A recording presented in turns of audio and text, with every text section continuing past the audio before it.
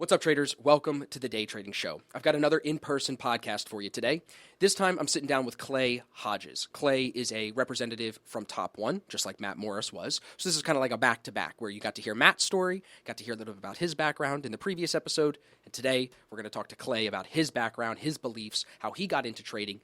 His story is just as incredible as Matt's, from to legitimately being dead due to a drug overdose behind a Walmart bathroom toilet, to now becoming the face of Top One, a successful trader, successful trading coach, and everything that you guys know Clay for being. So stay through the episode. You guys are going to love this. I've got a couple special promos in this episode for you too, so make sure you're listening closely. I appreciate you guys always. Make sure you're subscribed. Let's get into the podcast. But it wasn't even as bad as it was in, that picture in Colorado, where I was like literally I was found dead behind a toilet in Walmart. Really? Yeah, that's where. Heart not beating.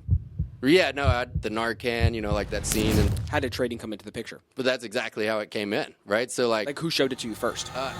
Network marketing. Aha. Right? But it was like the precursor to IML. It was this company called Forex Entourage. Are you predominantly trading Forex pairs right now? Is that mainly what you're focused on? Yeah, mostly the majors. Okay. Specifically because I have a bot that I made, so it basically takes trades off a Bollinger Band without getting into details of it. Prop firm trading is, the way I see it, is like its own strategy. You need to have a strategy to pass the accounts that might look different if you're trading your own capital or your own money. You're just trying to grow your own money. Yeah, totally. What's harder, shaking drugs loose or becoming successful in trading?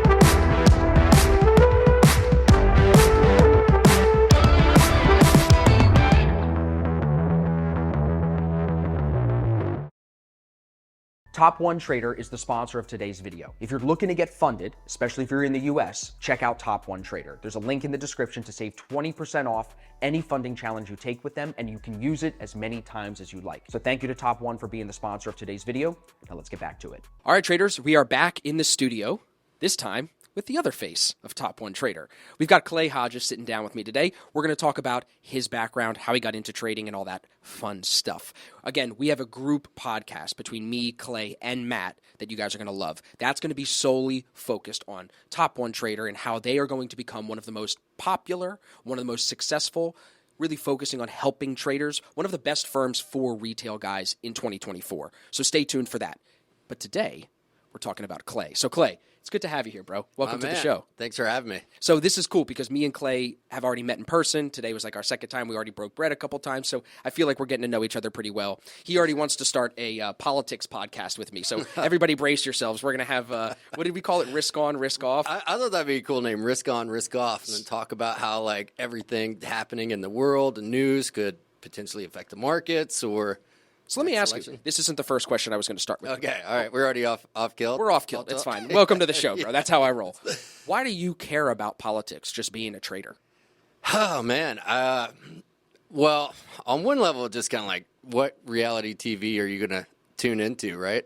Reality TV on the television, it's all like theatrics in one way. As a trader, I think I'm not like a fundamentals guy so much beyond like, hey, we got inflation data or what's the Fed going to do? But I think it's important to know what's going on or at least have an idea, especially if we are being bamboozled in a lot of different ways and things aren't the same as when we were kids, So what's motivating you to be vocal about your opinions? Because I think a lot of people in your position and a lot of people even that probably see you and me make political comments online. They tell us, stay in your lane, stick to trading, stop talking to me about this stuff. But you don't. You keep talking about it. You keep bringing it up. So what's motivating you to stay on the politics? And why do you have such strong beliefs when a lot of people don't nowadays? Yeah, I think if you see something as true, then it's not a belief, right? So you can only stick your head in the sand so long. And, for me, I think, in a lot of ways, went to liberal arts school in Colorado and, I don't lean one way or the other. It's just like common sense. So what you're saying when you say if you see something that's true, you're saying if you just believe what the narrative is being said, if you don't question things, that's what you're saying is stupid. I'm saying if I believe something is true and it is, then I have to speak up with it, you know, because like Because it's a part of who you are. Right. It's a part of your identity. Right. So like for COVID, when it happened, for the first like 2-3 weeks, I was like, holy shit, this is crazy. I got to make sure my mom's inside. And I was super scared. And then everything started to like unfold and become fishy. And it's just like, okay, you know, flatten the curve. And it's 2 months later, like what's going on? And then everybody's got to get the Jabberoni. Jabberooski, Yep. right? So like Bro, even Future, remember Future and Drake made that song where he was like, I'm too sexy for the jab? You remember that? No. Yeah, that I'm Too Sexy song with Drake and Future. He even says in that song, I'm too sexy for that jab. Nice. So the narrative So they did didn't change. buy it. They didn't I'm buy it. surprised. Oh, yeah, brother. I mean, maybe Drake did because he's Canadian and they're super liberal up there, but, Yeah, no, they're I don't like think a so. totalitarian nightmare now. Right, literally. So, and it's funny you bring that up, though. Now, the mainstream narrative just came out, CNN the other day. 6 feet social distancing was full of shit. It had no scientific basis. They were just hoping for the best. And rolling. Which, you know, if we weren't doing that 2 years ago, then you're like fucking outlaw. Right, literally. So, literally, they were going to put you in jail for getting too close to it. Yeah, or if you wanted to go like paddleboarding in California or whatever, Right, get out. Bro, then cops are waiting for you at the beach or whatever. they filled So, the skate park in Santa with Monica sand. with sand. Yeah, Crazy. yeah, it's horrible. So when did you leave Colorado? Why did you leave Colorado? Man, I left Colorado because of raging drug addiction. Well, that was what I wanted to do to start this podcast, was talk about, because I know you posted this morning in the holding cell in Gunnison Right. on Xanax, fentanyl. Yeah, What else? everything, anything I get my hands on, but mostly like opiates. And, Was that the bottom for you? no? Not even in the holding cell. I mean, I think from that perspective, only circumstantial consequences are only like a bottom. Because you can always go further, right? And like if it were like circumstances that would create a bottom for anybody, even to relate it back to trading, like, you know, you blow however many accounts and then buy a new one, but until you feel like an emptiness inside, are you really going to like make a change? You haven't hit the bottom. Right. Yeah, yeah. So I mean, for sure at the time, what brought that about, I was like in an altercation with a ex-girlfriend. It's a long story, right? Okay. But like, so it's basically like assaulted outside of a bar in Colorado. Now that was pretty close to bottom. Sorry, like hit the, no, you're good. Hit the table. You're good. But yeah, no, that wasn't the bottom. The bottom that I had was actually 4 years later. Wow. And it was when COVID started. And I was back. I haven't really talked about this much, but that's why we're here. Yeah. Exactly. I was back in. I was living in Nashville. COVID happened. I went up to Kentucky, where I'm from, which, you know, and Matt and I were talking about, you know, my experience. You hear about fentanyl and everything else, but like when I grew up, I was like firsthand experienced the opioid epidemic, like growing up in rural Kentucky, and literally at 16, it was the first time I did like an Oxycontin, right? So no kid should be... For recreation, not for recreation. Yeah, wow. Yeah, for recreation. I mean, because they were everywhere. And like that bad.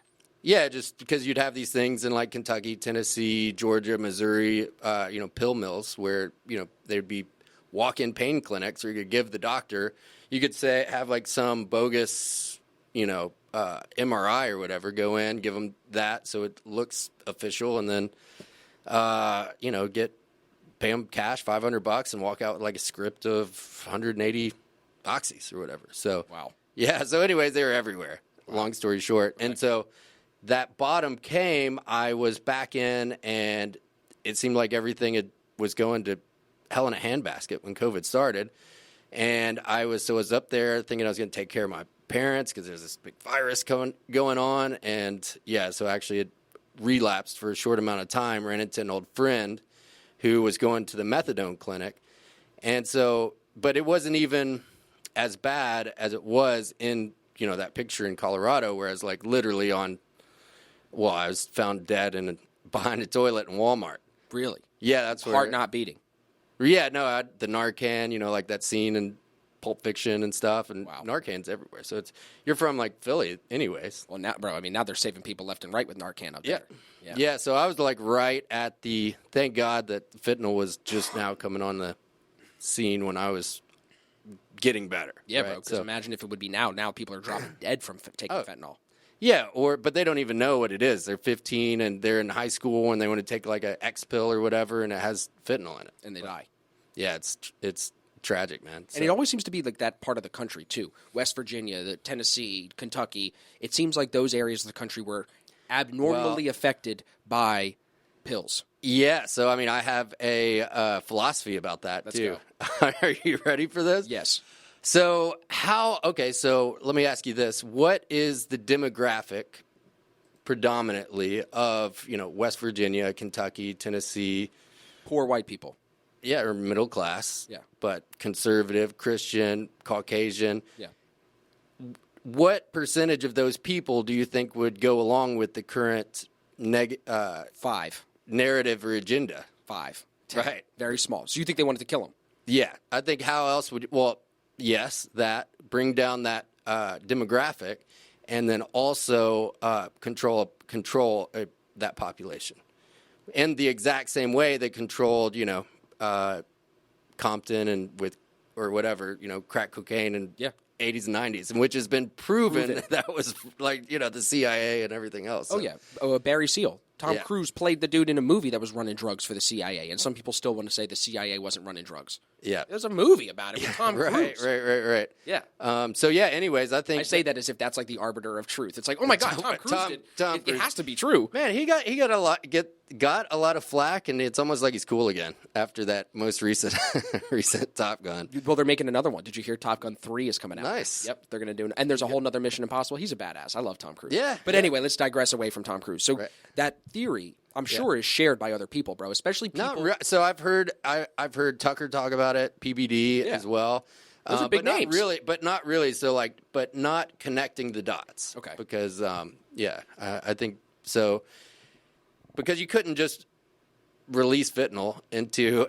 Man, we went hard on this podcast, but yeah, you couldn't just like come in and release fentanyl. No. Right. So you had to work people up and start with Percocets, Oxys, Roxycodone. Yeah. And then from there, It progresses. progress. Right. And then now it's to the point where, I mean, you couldn't even go to San Francisco or Philly or, I wouldn't want to go downtown there. Right. No.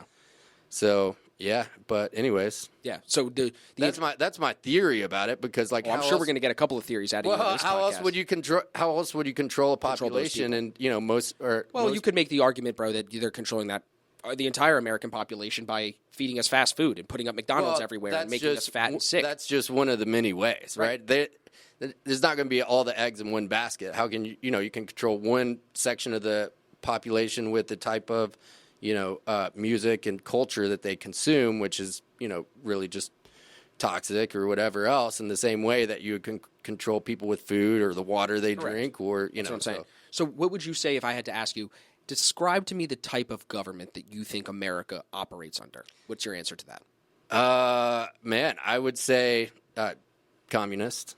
You think so? Yeah, for sure. Not oligarchy, not plutocracy. Those are words you hear thrown out. Not a big corporation. Well, I think it's like a new kind. Okay, tell me why. Well, more globalist, global communism type like agenda. Yes, that we're being like herded towards. Sure. But where instead of it more being like government control, the government's very small in the grand scheme. But see, I'll disagree with you on this one because I can't agree with you on all your things. Well, so the government is small in the scope of something like BlackRock, or corporate. So it's more of like a corporate who has the influence, right? So then they're the ones that do like. But here's why I disagree. You're running Top One. You and Matt have the freedom to come into America, so we can't be that communist. Because if we were, the government would be like, "Well, we need a piece of it," which you could argue that they do. They take it through taxes and things like that, right? Yeah. So, and hey, it's hard to do business in the U.S. Oh yeah, especially in certain terms of- states like California and stuff, right? Like it's very difficult. Or with different regulations and everything That's else. what I mean. Yeah, totally. Whether it's from tax or regulation, certain states are definitely more difficult to do business in. Versus if you go out to like Wyoming, like you could basically do whatever you want out there. Yeah, or even just looking at it as like finding a broker in the United States is much more difficult than say if you lived in Australia or the UK or whatever. So how did you go from dead behind a toilet in Walmart, addicted to drugs, to now running this prop firm with Matt? Yeah, so I mean, there's definitely like there's a lot in between. Yeah, I'm for sure. So it didn't like I was partying. At first, it was like fun with all that. And so I went to school in Colorado. I didn't finish. I was working on the mountain as a ski instructor in the winter, fly fishing guide in the summer. And so that was like, my existence, but very party life, which was cool. But prior to that, in 2012, my brother and I, that was when I first started to get clean. So then I would have times of sobriety and, be in different programs and different like 12 steps groups. It would save my life for sure. But my brother and I opened a juice bar in Nashville, and that was our first business, Juice Brothers. Wow. Which my brother works with me in Top One, Todd. He's one of the founders too. And so like, it's always been an entrepreneur. So then I'm, in a lot of ways, working out in Colorado as ski instructor, you are, because you bring in clients, you build a good relationship with them, and then they come back next year and they're like, oh yeah, my kid's had so much fun with Clay, or like he's a ripping skier. I want to go out with him on the mountain, and I just make sure everybody had a good time. And so built up a clientele list that way. But, it was only sustainable for so long. Sure. And then eventually, after that episode happened, that's when I moved back to Nashville, got very dedicated into yoga, spirituality, meditation, that type of stuff. And then realized that I would do whatever it takes to find my own freedom and kind of write a life of my own design. And that's it. How did trading come into the picture? But that's exactly how it came in, right? So like who showed it to you first? Network marketing. Aha. Right. But it was like the precursor to IML. It was this company called Forex Entourage. Right. I remember you telling me about this a little bit. Yeah. So you find them online, just on Instagram or Facebook or something? Yeah, the same way most people find, like through a profit post that surely was demo profits, but you're like, well, holy shit, it made like $6,000 or whatever. So that's how I got into it. And then I was like, wow, I'm actually kind of good with this. I can recognize patterns really well, which is one of my strong suits. I'm good at like seeing trends, recognizing patterns, thinking strategically in a lot of ways. But and so then I just kind of dedicated myself to that. I was teaching yoga. I was also working construction during the day in Nashville because I was clean. I'd gone to treatment. Lived in a halfway house. I mean, I was home. Well, I lived in a halfway house and then did construction, got a job with the other dude who was in recovery, and was studying trading at night. That's awesome. Being someone who has come from what some people would say, I'm sure, is very difficult of a situation, to be addicted to drugs, not having a real career path, not having a direction in life, to also coming out of that and then trying something else very difficult, which is trading, to now having been successful with your trading, with your payouts, and now starting Top One. What's harder, shaking drugs loose or becoming successful in trading? Man, that's a good question. That was my original first question. Okay, yeah. We kind of tailed off into some pill segue farm bringing stuff. it back to that. Yeah, No, for sure, man. I think it's all the same. It's the same commitment to whatever else because, like, you have to hit some sort of bottom or traumatic experience or something else where you're like, man, I have to do something different. So I think trading is super similar in that way. Whether it's get a coach or That's what I was going to say. What about community? Like get a coach or or get a sponsor and like say if it was like AA or NA or type 12-step group or whatever.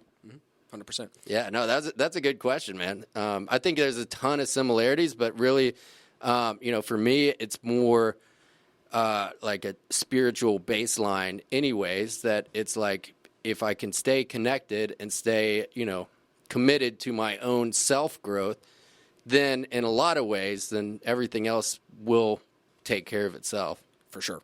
You mentioned spirituality. You mentioned yoga. Mm-hmm. We can get into that a little bit. I know you like hot yoga. I do. I'm a big fan as well. How does your beliefs, and I want to get into some of them. I'm going to probably ask you if we have Chinese bases on the dark side of the moon in a minute. How does some of your conspiracy type, let's call it unconventional, non-mainstream beliefs, how do they impact your decision-making as a trader today? Like what, in terms of? Even the frame of thinking. Think about it like what I'm saying is, if you want to... Well, I think to be a trader or, an entrepreneur, you have to be somebody that already thinks outside. Questions the agenda, thinks outside the box. Like, oh yeah, okay, like you and Matt were talking about on your all's podcast, like there's a 9 to 5 group, and then there's the other group that's like, man, there's got to be another way, Yeah. right? So in the exact same way, you can believe the things that are being force-fed down our throat, which are clearly lies at this point. I'm sorry, but if you don't see that, Pull your head out of your ass. you should like that's a serious issue, right? So like if you're you can either believe that or you can choose to question it. And I think living in a place of, hey, this is the way, where you just take everything and have these it might sound like I have very convicted beliefs, but I'm more in the camp of, dude, I don't know shit. Right. I don't know. But I know it's not maybe what you're telling me it is certainly supposed to be. Yeah, I think that's where exactly. you and me that's what made us click. Is like Yeah, we both totally. are like, yeah, I might have a different idea than you, Yeah. but the difference is like I'm not locked in on my idea. At all. Right. Nobody knows what the hell's going on. Nobody knows what's going on, bro. The one person that does is like the guy who should just be like, okay, well. Dude, and especially nowadays, I feel even more like I saw on a podcast recently, like with NFL players, they're talking about is the Earth flat or not. So you have all these people with going mainstream. It's going now. mainstream, bro. Flat Earth is officially like mainstream if you're on TikTok or Twitter or whatever, which is It's a great way to get views. it's a great way to get views. Which why we're going to talk about it. No, I'm just kidding. But I mean, we probably should. It's a possibility. In the sense of the original question about like how these beliefs shape your trading. Yeah. Do you find that because you're more of a contrarian guy outside of trading that you tend to be a more like reversal type trader, not a trend trader? No, I've tried that. Okay, for tell me sure. what that means. Yeah, Tell me no, what you mean. I'm more of a trend trader. So, I identify long-term trend on a 4-hour, 1-day, and 2-day time frame. Typically, just for I have like a way better win rate on the sell side. So recognize the downtrend and then short it in the direction of the overall trend, generally to like a 78.6 or 86.3. Yeah. Is this an Elliott wave type trading? Kind of. Well, so what's the guy's name? Is Dr. Paul or he was like David Paul. David Paul, and I think he just passed away passed away last year. Yeah. So, anyways, I saw He died in the same within the same month. My dad passed, he passed, and this other guy I used to trade with, Rob Smith, passed. R.I.P. to all three, all within a month, bro. Yeah, that's pretty wild. Yeah, there was a lot of people that died in that month. We were just trying to get out of July last year. Dude, I feel that. You know how it is, bro. When the moon and Venus, bro, they're Yeah, I think we in the got some retrograde. we got some solar flares going killing on, everybody, for bro. I'm just sure. trying to get out of the month. yeah, totally. Sorry, keep going. No. So I saw it was an interview with him, and he said the exact same thing about if he were to recommend a strategy, a shorter term strategy, it would be that where it turns out that's actually a Gartley pattern. Really? He calls it's the Gartley 222. Apparently, it's on page 222. Okay. You can check me on this. 220 of William H. Gartley, right? Yeah. He wrote a huge textbook. So it's in page 222 of that, and that's the exact same setup I'm talking about. So because I have a philosophy, and I've just been thinking about it a lot, run the play, right? Tell me what that means. Run the play means that you don't have to, like, okay, so say it's 5 seconds left, right? Michael, you're 93 Bulls. Do you think there's one play that they're like, there's 5 seconds left? Oh, Are they of course. even debating what play they're going to do? Not a chance, bro. Right. They So- practiced it 3 weeks ago. They've known it for months. Right. That is the play. And as a trader, all you need is to be able to run the play, a play, like for you, A2. Right. So this is like what Bellafiore calls one good trade. Yeah, totally, for sure. And so then that way, if you have the play, right, like TradeZell has their playbook, you can make it. Yeah. If you have the play, whatever that is, mine that I'm telling you about. So if I'm looking to identify this longer term trend, and then I'm seeing this pullback on a 4-hour time frame start to happen, I can anticipate it because my goal is to run the play rather than to place winning trades. Of course, I want to place winning trades, but letting it set up so the players get into play, so I can actually run the play and execute on it. So it's something that has helped me a ton recently, because then I can just focus on I just need to be able to recognize that when it's setting up, let it set up. Which one of my big problems trading is entering early. Patience. Yeah, totally. And so that's one of the hardest parts. So then letting it actually the trend roll over itself and start to continue. And then just run from there, run the play. So recognizing the play, letting it set up, and then once the play is happening, learning how to milk it for all it's worth through risk to reward. How many trades a week are you taking? It depends if the setup's there. So this past one, I was a losing week for me, because everything when we're shooting this was in just super range bound, because I guess we had NFP last week. So there's some big moves on the dollar. And then, so yeah, I was trying to do short pound Swiss, and it didn't roll over. So I find that pound Swiss tends to chop sometimes. Dude, every time I try to trade Swiss pairs, They are choppy. yeah, exactly. Which, exactly. if you break down the essence of a Forex pair, and this is where you get into, I think, people talking about things that they don't fully understand. From my understanding, is that these Forex pairs are trading often in a range of price for each cross pair, right, for each exchange cross that big banks are agreeing upon. Hey, we're going to trade Euro CHF or USD CHF between 94 and 98 this year, and that's like a 400-point range or whatever it may be. I'm just picking random numbers, right? And they move it between those ranges, and often as it moves in that range, there will be consolidation areas. Price will move to a certain level, consolidate, move to another level, retrace back to the bottom of that, so on and so forth. That was one of the reasons that turned me off of trading Forex. Are you predominantly trading Forex pairs right now? Is that mainly what you're focused on? Yeah, mostly the majors. Okay. Specifically because I have a bot that I made, so it basically takes trades off a Bollinger Band without getting into details of it. And so, like, the way the spreads are, or the pips are on, say, Bitcoin or indices is different. Yeah. And I find it's more cyclical rather than NAS or whatever. Do you believe in the idea of only looking at a few Forex pairs and getting really good at those, or do you like to look at the wide market and find a play? Well, I believe in the play. Okay. For me. But can that play come on multiple assets? Like, yeah, for sure. So for your question of like how many trades are you placing a week, if I could find 2 4-hour plays in a week and then get 3 setups off of each one, then and at a 1 to 3 risk reward, I mean, that'd be awesome. Would you ever go to a pair that you normally don't look at and say, nothing is presenting for me on my main pairs, I'm going to go look at dollar to the South African rand and go see if I can... No, too big of spreads and I don't... So it's got to be tradable. Yeah, for sure. More just the majors. Sure. And like crosses. I do like pound Aussie, pound New Zealand, Euro Aussie because of the pip range. So let's get into the nitty then of it. All right. What is your opinion on ICT? The sponsor of this video is ASFX TV. Now, if you haven't heard me talk about ASFX TV before, maybe you're living under a rock, it's our live streaming platform that allows you to trade with me and our team of funded full-time traders all week long. We offer 2 streams per day, London session and New York session, where you can follow along, take trades with us, show us your trades if you're doing something different, use the live chat to ask for feedback. It's basically a virtual trading room where you can get real feedback from real traders. So click the link down below, check out the 3-day free trial, and I'll see you on the next stream. Man, if it works for some people, it's got to be working for somebody because the dude's got almost 1 million subscribers. So like, exactly with what I said, like with my setup. He has a setup.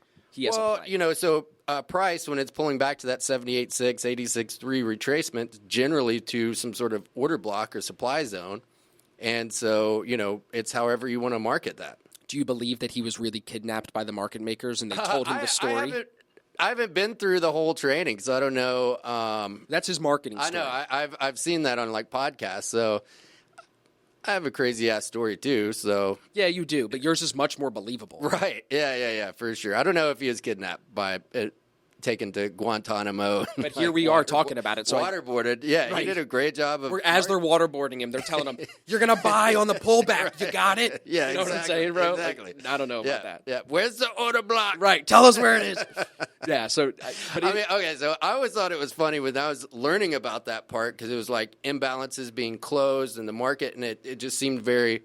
But, hey, I mean, I'm conspiratorial, right? Right.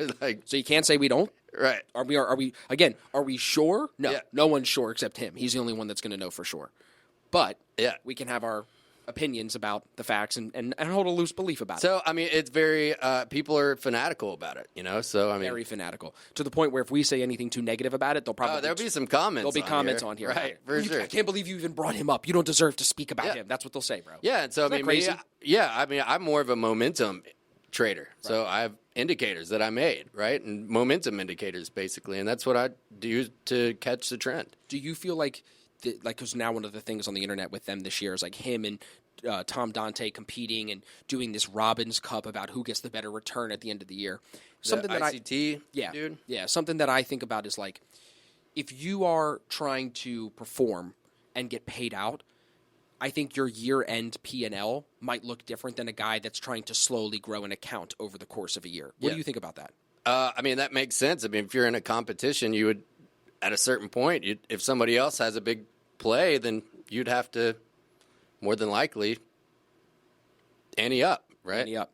Yeah. But do you think that, like, if you're a trader who, I guess I should say it this way. If you're a trader who wants to really focus on getting paid out, should you maybe focus less on your total drawdown on the year versus the guy that is trying to put together a year-long track record and make it look good? Right. He would want that drawdown to be as little as possible. Yeah. Where, like, if you're like me, just a guy on the side at home trading, I'll take on 100% drawdown on some of these, like, of course, 10% drawdown, whatever, like the max is. I'll take on the max. I'll fail the challenge to pass the next one and then get paid out and make the money back. So I'm what I'm kind of getting at is, like, I feel like it is different in the sense that, like, some of these guys are prop traders trying to get paid out from prop firms, but they're acting like traders who are like Ray Dalio, trying to build a year-over-year track record. I kind of see them as different. Not to the point where Matt was saying on the podcast of, like, these guys that punt their accounts, but I do think you have to be aggressive with the challenges if you want to get paid out. You can't take a year to pass one funding challenge, I think.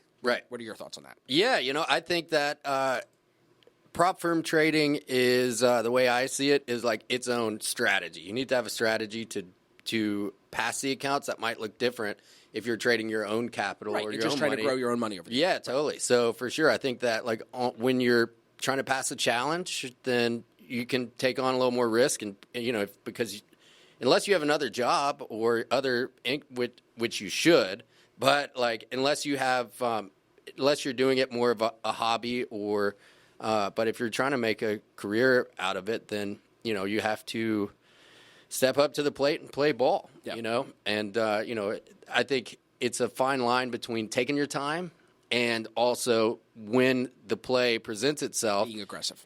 Yes. throwing the It is ball. a fine line. Yeah, It's definitely totally, for sure. So no, that's an awesome question. And in terms of like what other people are doing, I actually posted about this not too long ago. Like, one of the best things that people can do is delete all their Telegram channels, delete agree. all their Discords, don't listen to a damn word that I say about the markets, or they hire a coach and that. But what I'm saying is it's important that you find out your own strategy and what works for the trader themselves, rather than taking signals, rather than like paying attention to internet, YouTube beefs and whatever about which trading style works the best. But it's much harder to do what you're saying. It's way easier to stay on Telegram, stay on the signals. Well, because it seems like you're active and making progress, but really you're just kind of like spinning in your circles. Yeah, and you're just like eating up the fodder. Yes, right? literally. You're not making any progress.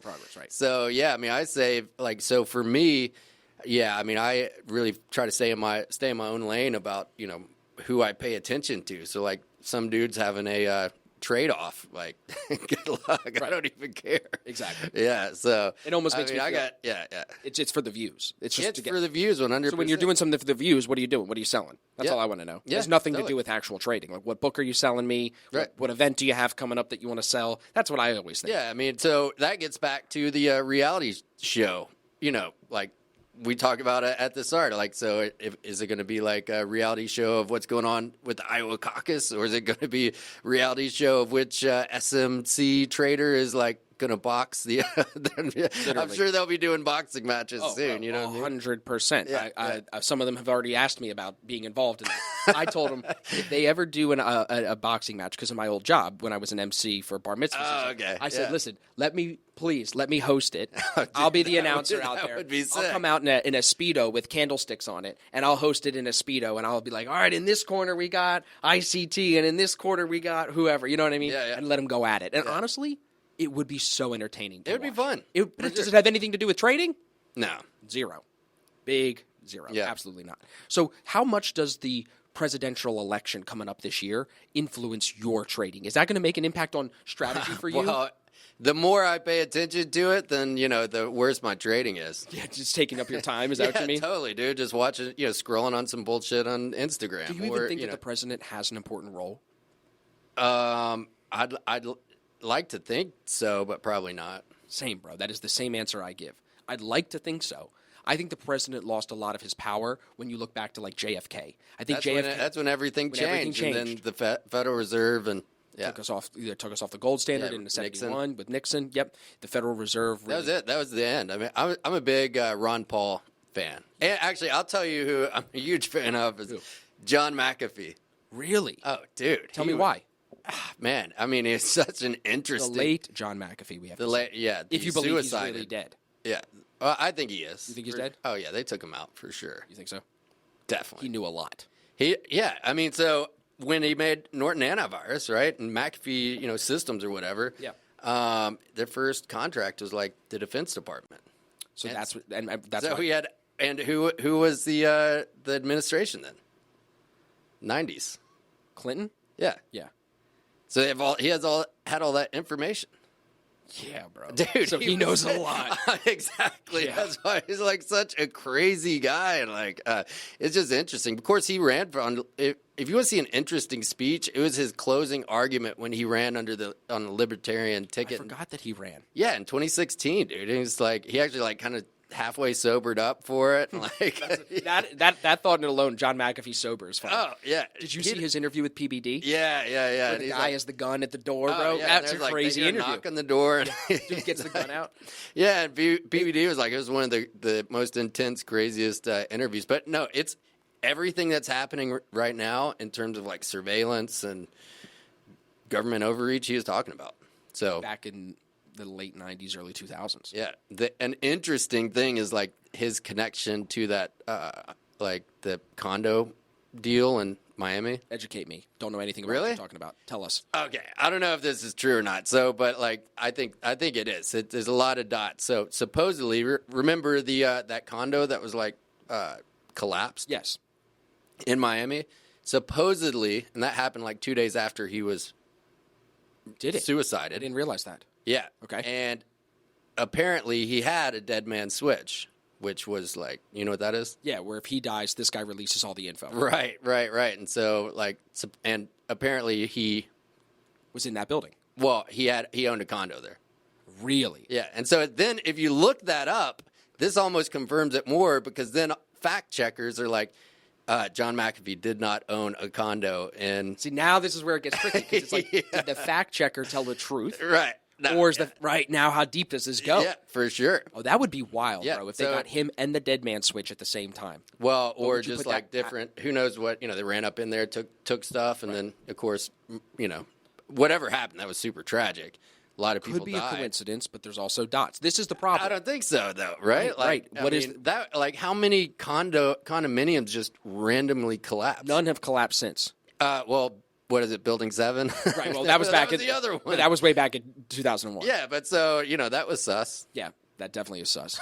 Well, and that's what's interesting, too, right? Donald Trump even said when he was running against Joe Biden in the first election, he said his comments about 9/11, and he was like, we don't really know what happened. And that threw the media into a huge frenzy. Just for the president to say, we don't really know what happened, threw them into a frenzy, which is just kind of like what you're saying is when the fact checkers say it didn't happen, it almost makes it seem like it did. Oh, so 100%. him saying, oh, we don't know what happened, throws them into a tizzy. We don't know what happened. Right. Or we do, and you don't even want to be asking then that you question. have to just see who's behind the fact checkers, which gets back to like WEF. Right, who's paying for them.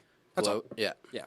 What do you think happened on 9/11? Do you really think it was an inside job fully? Because that's what everybody listening is probably going to assume you think. They think you believe that there was bombs planted in the building and it was a controlled demolition for both of them. Well, I don't know what happened, but definitely not the narrative. Yeah, I would agree. Definitely, I think it was carried out by like different global intelligence. Right. I don't think it was in order to further the agenda that's going on now. Well, look at what happened after that. Yeah, the Patriot Act. Not just the Patriot Act, the war. Yeah. Over weapons of mass destruction that didn't exist. It all gets down to like military-industrial complex, and why are we in Ukraine? Now the whole Middle East, and God, I mean, it's just a mess. Even Yemen now. That's the new thing. That happened like 2 days ago. No one's even talking about it. Right. They had like 3 million person march there against like the UK and the US. Oh yeah, now we are making new enemies. That's what's going on now. We're going to other Middle Eastern countries that don't hate us enough yet, and we're going to go piss them off. That's what it seems like. It's what they want to do. Yeah. Yeah. So now, we won't dig too deep into 9/11 if you don't want to. Well, no, it's all good. I mean, the only other thing I was going to say about it is like, what do you think? Well, I think that it was definitely not the United States hurting United States citizens. I don't believe that. Even though, yes, in the past we've put up ideas for the president to blow up a jetliner and stuff, I don't believe that we would intentionally kill 3,000-something Americans. I do believe we would intentionally do a scenario that would lead to potentially something like that happening, but I think things spiraled out of control and organizations weren't speaking, and then this is just what ends up happening. Could those have been drone planes without real people in them, and they threw a plane into it with more explosives? Yes. Is that what happened? I don't know. Could there have been explosives in Building 7 because it looks like a controlled? Yes, definitely. Oh, well, that's a whole different story. Whole different story. And when you look into like the guy that bought the insurance on the building and they got billions of dollars in the payout from that, so like you look into some of those details, it definitely could be. What do you think about like the Defense Department being behind the mRNA and COVID vaccine? What do I think about that? Well, only the other thing I would say is like I do think that a plane did not hit the Pentagon. I think a drone hit the Pentagon. Yeah. You can't find any. All of the security cameras. You can't just show me one of an airplane kind of coming down near the Pentagon, like 20 minutes before it hits it. Nothing. Got nothing. So that's why. And then when you do see video footage, it looks like it could be a drone. Right. You don't find any wreckage of an airplane. Yeah. There's no big engines or anything. So like again, it sounds so bad to question something that was so impactful on American history. Yeah. But if you don't question it, isn't it almost more ignorant than to question it at this point? Well, respectfully, like I'm not insulting dead people, and you know what I mean. Just saying, totally. Why do you trust the first thing that they told you? So then, to answer your question about the mRNA thing, I don't know if the military is behind, trying to inject and hurt the Americans, if that's what you're saying. But I do think that money is what's behind the mRNA vaccine. I think it's big pharma. Yeah. I think Pfizer, Moderna, these companies have their grip. They're the reason we have the pill problems, bro. Yeah. They have their grip on America. Yeah. No, so that was exactly the point of my question too, because like nice job on intercepting that. Yeah, well, that's what I think a lot of people are starting to think that way because if you it's all connected. It's all connected. And so the money behind it, I would like to think the United States, which is separate than the people that are in charge. Yes. To me, the United States is actually like the Constitution itself, and the idea that people can come here and be a drug addict, and then get their stuff together and create a life for business and employ people and make money. Yeah, that is the American dream. Yeah, it really is. And it doesn't matter where you're from,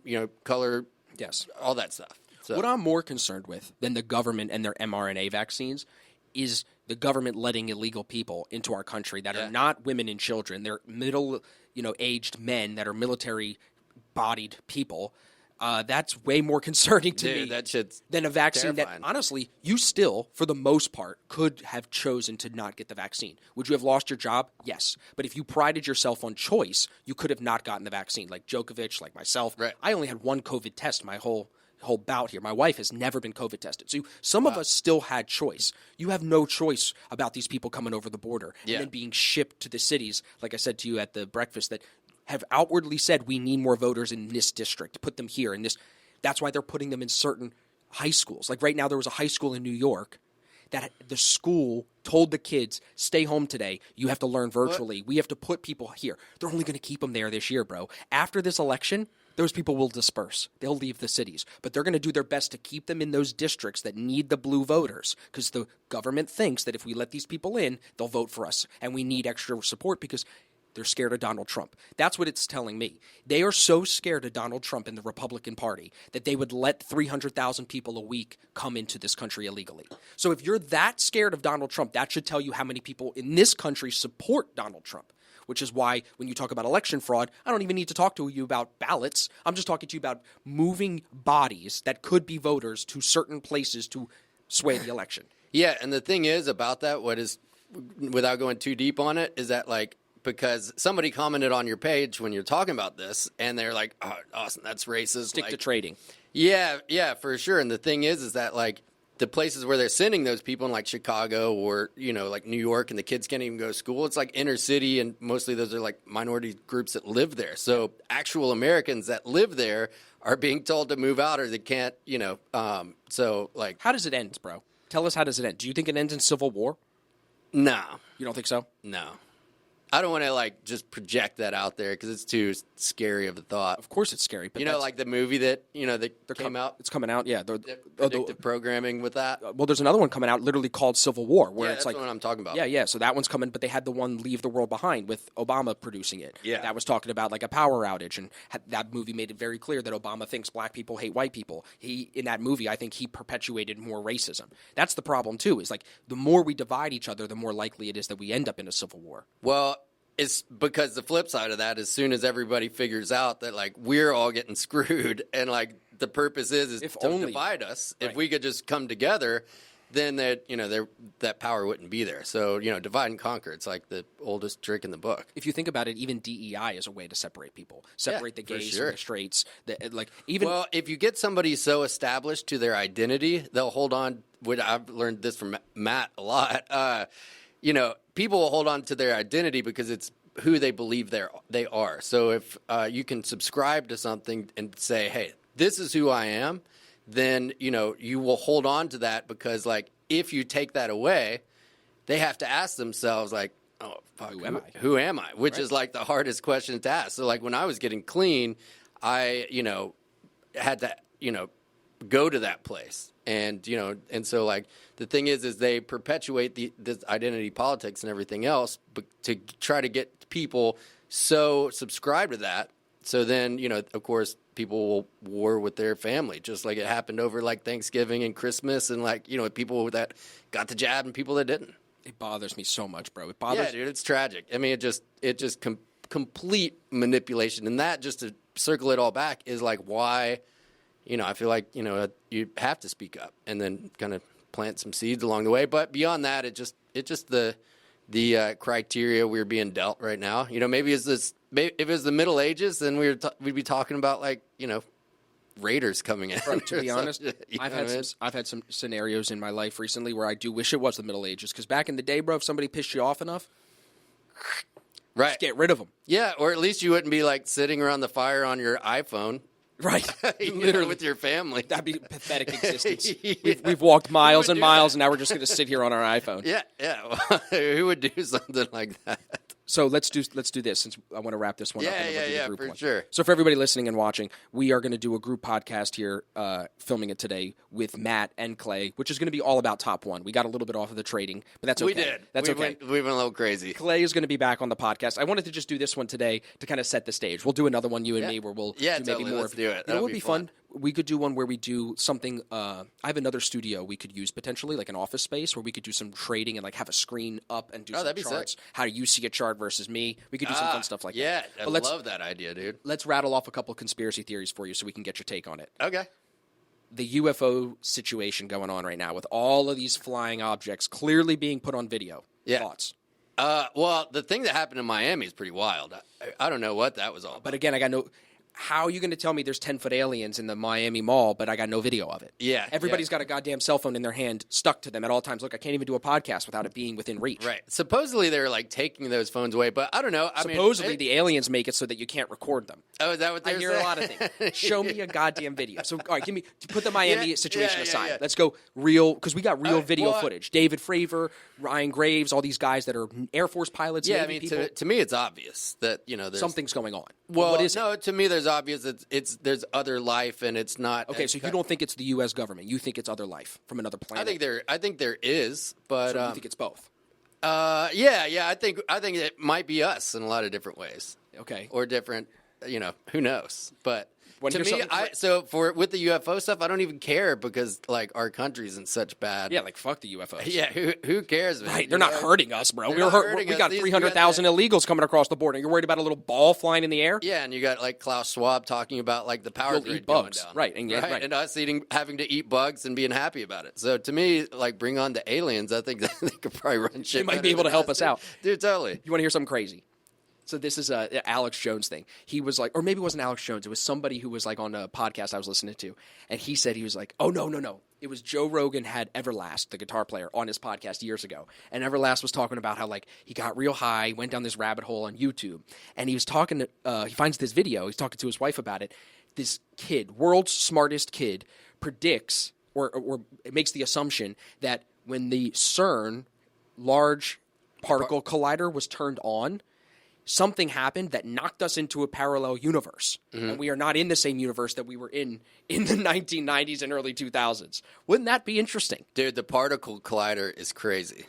What do you think about it? I don't know It's much the biggest about it. machine in the world. Yeah, I right? think Like, I think that is probably at the center of what's going on. Something about it, but I don't even really know. I'm a big believer in this. I think where I get most conspiratorial is in alternative energy, because I think Or like Tesla and stuff. Yeah, because I think oil, like the oil industry, has its grip on the world. Totally, right? for sure. And if you disrupt them, they will crush you. Yep. And there's a lot of videos now. Same thing with Big Pharma. Exactly. And there's a lot of videos now of these guys building off-grid energy that they plug into the earth and generate power for their farm or for whatever. And these inventors will get blacklisted, where either the company will come in and buy them out and they put their invention on a shelf, or they'll sue them for patent infringement or whatever it may be to try to shut these inventors up. But it's becoming like, if you YouTube, you'll like this, Right. thunderstorm generator. Okay. It has something to do with the plasma that a thunderstorm can generate, and using that plasma to basically, in simple terms, you turn on the generator with this plasma and it never has to turn off. There's no wires. It's wireless, free energy that comes from the quantum. So something that I think has something to do with the CERN particle collider, where they're doing something at this microscopic level that we've never encountered. Because go back into the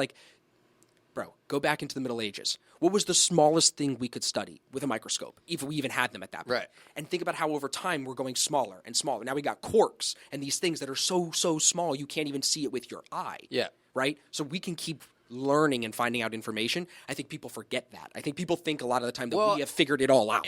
And we think we're at the top, right? Of like that. But like the thing is like, you have the pyramids, you have like things that we can't explain. Right. So like I was in Peru, right? And so actually I was going to go to Machu Picchu, and they actually closed it down before COVID. But sucks. there's all these other like Incan ruins and stuff.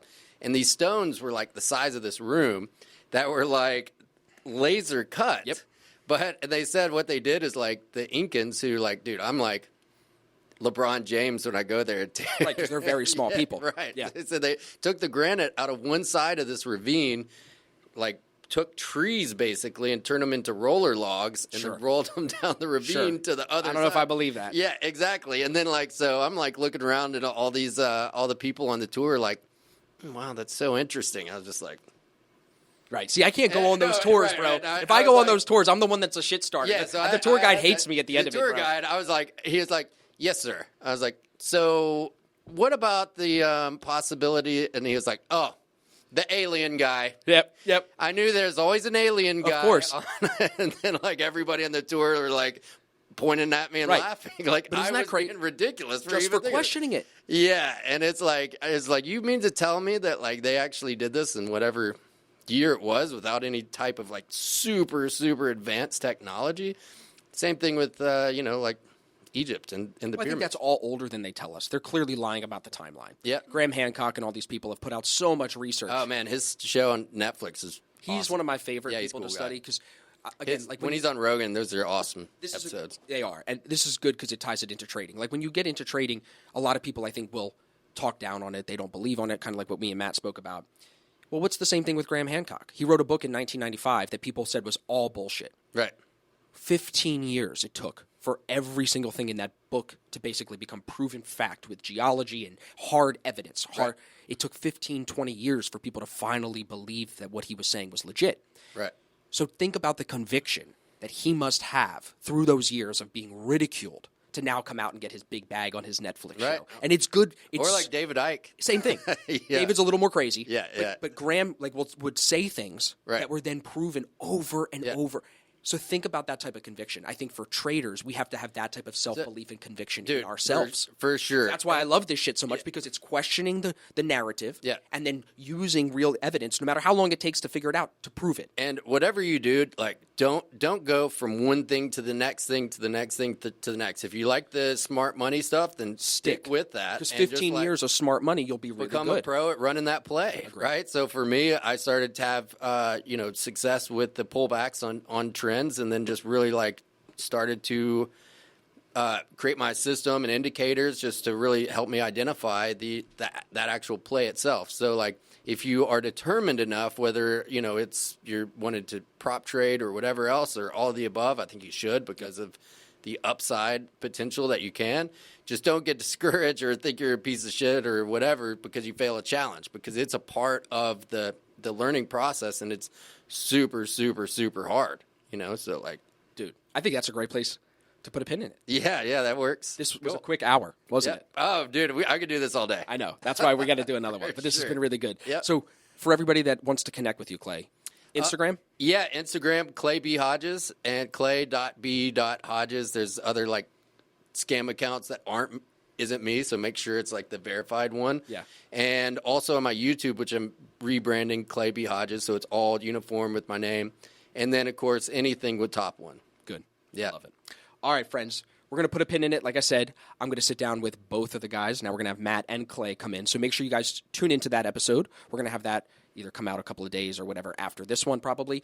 It'll be up on the Day Trading Show wherever you guys are listening, watching. Just make sure you're subscribed so you don't miss any future episodes. And I will remind you, although you probably heard at the beginning of the episode, you can use the code ASFX with Top One to get 20% off any funding challenge, and you can use that discount code multiple times. Just do me a favor, use the affiliate link down in the description wherever you're listening or watching. That's how these guys know that we're giving credit to ASFX. So we appreciate you guys as our listeners so much.